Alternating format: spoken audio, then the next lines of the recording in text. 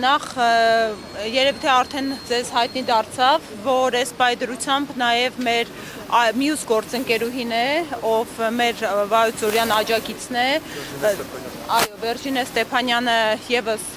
բերման է ենթարկվել, ձերբակալվել է եւ նույնաբնույթ իրավիճակում է գտնվում։ Ինչ ասենք, այսօր կանանց ակցիա են, հայտարարել իրավապահ մարմինները, ոնց երևում է մեր երկրում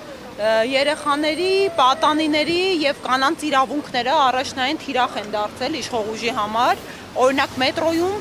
Արցախցի կնոջն անչափահաս որդու հետ հանդիպում երկրի վարչապետը բռնի տեղահանված Արցախցի հերոսի զավակին ասում է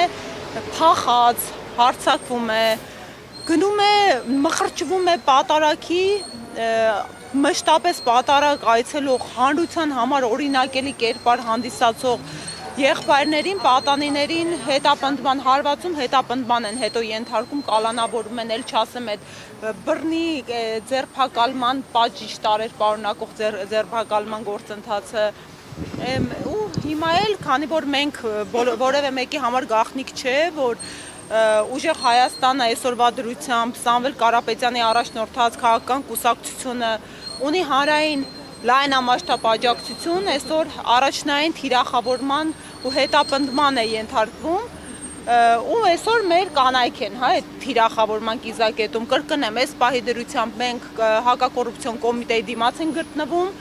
բերման է ենթարկվել, ձերբակալվել է եւ մեղադրանքի առաջադրվում գործընկերուհուս Գոհար Ղումաշյանին, ով 3 անչափահաս երեխաների մայր է ու փոքրիկը նորածին է, զուգահեռաբար Վայոց Ձորում բերման է ենթարկվել, ձերբակալվել է եւ մեղադրանք է առաջադրվում մյուս գործընկերուհուս Վերջինե Ստեփանյանի նկատմամբ, ով 2 անչափահաս երեխաների մայր է, սա բացի քաղաքական ռեպրեսիայից ու վախի դրսևորումից այլ կերպ անվանել չի լինի, կնեք ավարտեմ, եթե կարելի է, եւ ուզում եմ ասել, եթե նպատակը ինչ որ կերպ մեզ վհատեցնելն է, բնավ դա իրենց չի հաջողվելու, մենք ավելի կուռ կամքով ենք, 2 գործընկերուհիներս էլ ամուր իրենց դիրքերում են, հակառակը, Տիկին Ղումաշյանը մի բան էլ մեզ քաջալերեց այստեղ գալուց առաջ, մեր պայքարը ժողովուրդ ջան աննահանջ է, հանկարծ մի վայրկյան չկասկածեք, չվախենաք, մենք կուռ ենք, մենք արդարն ենք, մենք ճիշտն ենք ու մենք գնում ենք դեպի ուժեղ Հայաստան, որ նման բաներ այլևս որևէ մարդու հետ մեր երկրում իր քաղաքական հայացքներով պայմանավորված տեղի չունենան։ Շաբաթներ առաջ համանման դեպք ունեցանք, երբ բազմազավակ մորը քաղաքից քաղաքական ձերբակալեցին Facebook-յան ընդհանրապես կոմենտի համար շարքային քաղաքացի։ Հիմա հաշվի առնելով նաև Գոհար Ղումաշյանի եւ Օվլիները եւ ուժեղ Հայաստանի թիմում, այսպես ասած,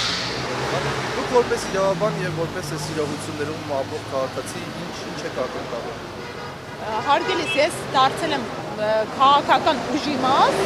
ես սահմանադրագետ եմ, ես հասարակ քաղաքացի Հայաստանի Հանրապետության, ես դարձել եմ ակտիվ ընդդիմադիր հասարակական գործիչ, այնուհետև քաղաքական գործիչ հենց սենց դրվագների պատճառով, որ իմ երկրում մարդկանց ընդդիմադիր քաղաքական հայացքների համար, երբ ծայրաստիճան բոլոր հիմքերը ստեղծել է այս քաղաքական իշխանությունը, սկսած տարական իր նախընտրական խոստումների խախտումից մինչև անվտանգային ամենալուրջ խնդիրներ ու սոցիալական խնդիրներ,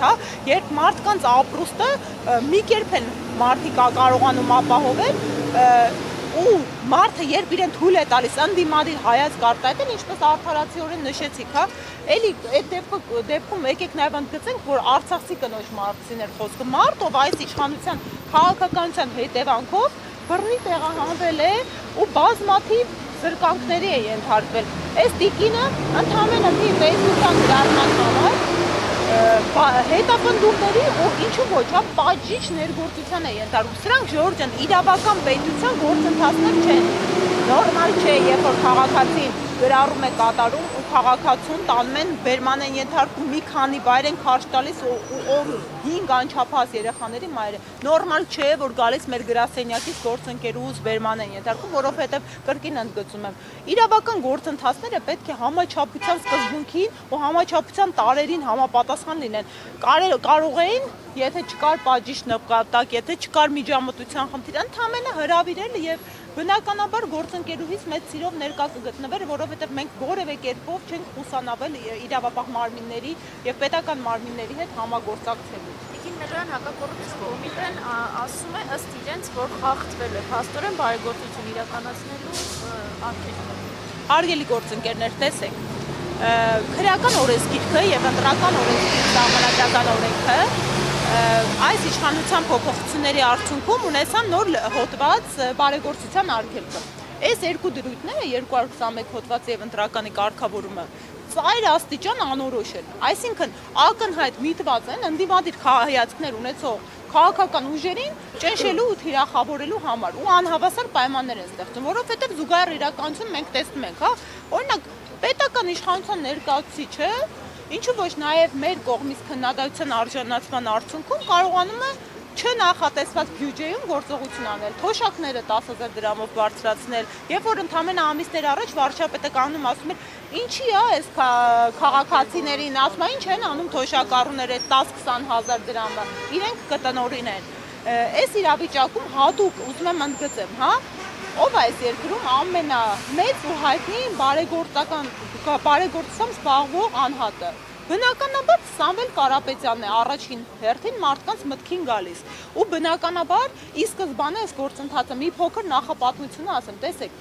իրավական կարգավորումներով, իրավական սովորույթի ուժով մեր երկրում ամբողջ Հայաստանի Հանրապետության պատմության ընթացքում ընտրության օրը նշանակվել է որպես կանոն վերջնաժամկետում, հա, կա առնվազն 80 օր առաջ, օրը կարող է օրենսդրությամբ փոփոխվել, բայց այդ վերջնաժամկետի օրը դա նախատեսված էր մարտի 4-ը կամ 5-ը։ Այս քաղաքական ուժը նախագահի հրամանագրով ընտրության օրը նշանակեց փետրվարի 7-ին։ Երբ որ ընտրության օրը նշանակում են նախագահի հրամանագրով, այո, փետրվարի 7-ին նախագահի հրամանագրը ստորագրվեց ու հունիսի 7-ին նշանակվեց ընտրության օրը։ Այն պարագայում, երբ որ պետք է բարեգործության արգելքը սկսեր գործել մարտի 4-ից ու 5-ից, ու մենք դա նախահաշվարկել էինք մեր, քանի որ ամենամեծ Տաշիր բարեգործական ընկերությունը ամենամեծ բարեգործական ընկերություններից է Հայաստանի Հանրապետությունում։ Այս բարեգործական ընկերությունը հազարավոր մարդկանց սոցիալական խնդիրներ լուծում։ Բազմաթիվ մարդիկ ամսե վճարով, հա, աջակցություն են Սամվել Կարապետյանից ստացել, իրենց գոյը պահպանելու, հա, նորմալ ուսանողները, որ իրենց կրթությունը շարունակելու նպատակով, ել չասեմ, հա, Արցախից բռնի տեղահանված ընտանիքների մասին։ Մի խոսքով բազմաթիվ մարդկանց կյանքի որակի ու ընդհանրապես գոյի հարցեր լուծում։ Ու մենք լրացուցիչ բարեգործական ծրագրերը նախատեսել ենք դադարեցնել, կասեցնել, չդադարեցնել, կասեցնել մարտի 4-ից կամ 5-ից ու առավել եւս կային հրապարակված գործընթացներ դեռևս նախորդ կիսամյակից սեպտեմբեր, հոկտեմբեր, նոյեմբեր ամիսներից։ Ու տեսեք ինչա տեղ ունենում։ Իրենք հատուկ նախագահի հրամանագիրը ստորագրում են փետրվարի 7-ից ու այս բարեգործության արգելքը սկսում է փետրվարի 7-ից գործել։ Հիմա ով է թիրախը, հա? Ակնհայտ մի անգամից հարցը տալիս է, չէ՞, որ փետրվարի 7-ից արգելքը։ Բնականաբար ու մենք այդ պահին, որ նախատեսած մինչև մարտի 4-ը վերջնաժամկետով հաշվարկած մի շարք ծրագրեր ունենք, մենք փետրվարի 7-ից սկսած սառեցնենք ամեն ինչ, Ժորժյան, որևէ մեկի մեղադրանքը ինչ հետևանքներ է ունենալու իրավական կալանավորման Հիմա սպասում ենք, տեսեք, որևէ կերպ, ինչու եմ ընդգծում, հա, ինչու է ակցիան իրականացվում, հա, որևէ կերպ այդ համաչափության հետ կապ չի ունենա, եթե ամենածանր խափանման միջոցը գործընկերներից նկատմամբ, կանանց նկատմամբ կիրառեն, որևէ կերպ դա արդարացված չի, որևէ կերպ առաջադրված մեղադրանքին համահունչ չի, բայց մենք այսօր ապրում ենք այնպիսի Հայաստանում, որտեղ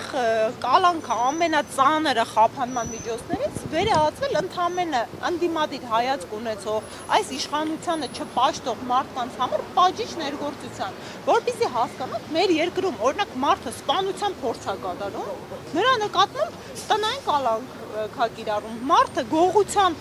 մեջ է մեղադրվում, նրա նկատմամբ վարչական վերահսկողություն է իրականացվում, բայց օրինակ աղոթող պատանին եկեղեցում, որ անգամ ձեռքի հարվածը տեղ չի էլ հասնում, նրա նկատմամբ կալանք է կիրառվում։ Մեծանուն բարերարը, ով մի նախադասություն է ասում, նրա նկատմամբ կալանք է կիրառվում։ Ուստի անսպասելի չի լինի։ Այո, ամոթ ու անսպասելի կարելի չի լինի ամենածանր քաղաքական միջոցում ներկայացնել։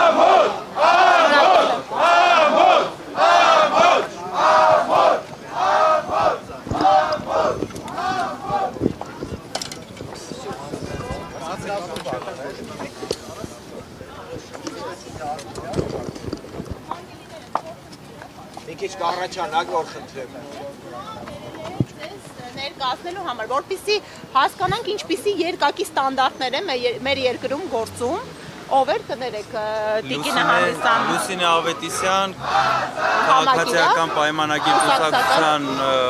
պատգամավորների ցուցակի մեջ այս պահին, ամսի 2-ին Facebook-ում ունի հրապարակումը հեսա ձեզ կտրամադրենք, Լուսինե Ավետիսյան, քաղաքացիական պայմանագիր կուսակցության անդամ, մարտի 2-ի դրությամբ հրապարակում է հերթական գազաֆիկացված տունը սպիտակ խոշորացված համայնքի Աչաովիտ Ղուրսալի բնակավայրում։ Ծրագիրը իրականացվել էր Փեթակ բարեգործական ՀԿ-ի ֆինանսավորմամբ։ Նախագահ ինքը Լուսինե Ավետիսյանը։ Ամբողջական հաշվետվությունը կներկայացնեմ շուտով։ Այսինքն ՔՊ-ին կարելի է բացահայտ բարեգործություն, մենք լրացուցիչ ցանկ ենք ներկայացնելու, ժողովուրդ ջան, նենց չի մենք չենք հետևում, չենք արձանագրում։ Ես խորհուրդ կտամ մի հատ անկախ ամուսնալուծության հանգամանքից իմ քայլը հիմնադրամի գործունեությանը հետևեք, պետական մարմինների գործունեությանը հետևեք, ինչքան էլ որ պաշտոնական քարոզչությունը մայիսի 8-ին է սկսվում։ 24-րդ համարն է Լուսինե Ավետիսյանը։ Ցուցակի 24-րդ համարն է։ Սուրեն Պապիկյանի հայրենի բնակավայրում եւս նման բան եղել էր եւ փոփոխություններ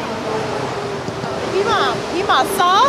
գործընկերս ներկայացրեց հերթական երկակի ստանդարտների բացահայտ դրսևորումն է։ Հարգելի հակակոռուպցիոն կոմիտեի գործընկերներ, կարող եք սա հանցագործության մասին հաղորդում համարել։ Հենց նոր հրապարակեցինք, գնալու եք բերման եք ենթարկելու տիկնոջը։ Ես, եթե անչափահաս երեխաների մայր է, մենք մեծահոգի ենք, կարող եք ուղակի հրավիրել, բայց այս երկրում, այս իրավիճակը, երբ մարդկանց թիրախավորում եք, երբ մեր երկրի իրավական բնույթն եք խեղաթյուրում, պետք է ժողովուրդ, սա է մեր պայքարը, այս ամեն ինչի դեմ է մեր պայքարը, հարգելի հայրենակիցներ, դուք կարող եք քաղաքացիական պայմանագրի համակիր լինեք, դուք կարող եք տարբեր այլակարծիք լինեք, այլ քաղաքական հայացքներ ունենաք, բայց դուք բոլորդ պետքա թույլ չտաք, որ մեր հետ սենց վարեն, որովհետև այսօր ուժեղ Հայաստանի տեխնացուի նկատմամբ միջամտությունը վաղը ձեր նկատմամբ է լինելու, երբ որ խեղաթյուրվում է, այլախոհվում է իրավունքը,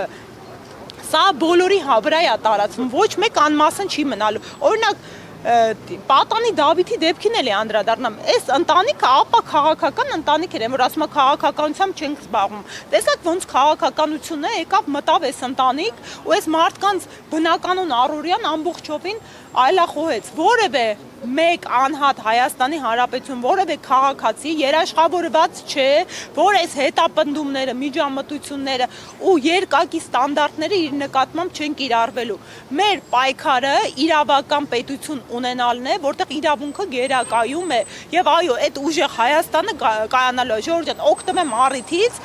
քանի որ ամեն ինչը ծայրաստիճան քաղաքականացված է, կոչում եմ ժողովուրդ ջան, անկախ մեր համակիրն եք թե չէ, գնացեք հունիսի 7-ին տեղամասեր եւ ասեք ոչ այս քաղաքական ուժին, քաղաքացիական պայմանագրին, ասեք ոչ այս նենգափոխված Հայաստանին, ասեք ոչ այս երկակի ստանդարտներին, ասեք ոչ մեր այս անվտանգային համակարգը չեղարկած իշխանությանը, ասեք ոչ մեր արժեքները սակարկող իշխանությանը։ Մենք ի վերջո պետք է թիկունքներս ուղենք ու նորմալ երկրում արժանապատիվ կարողանանք ապրել։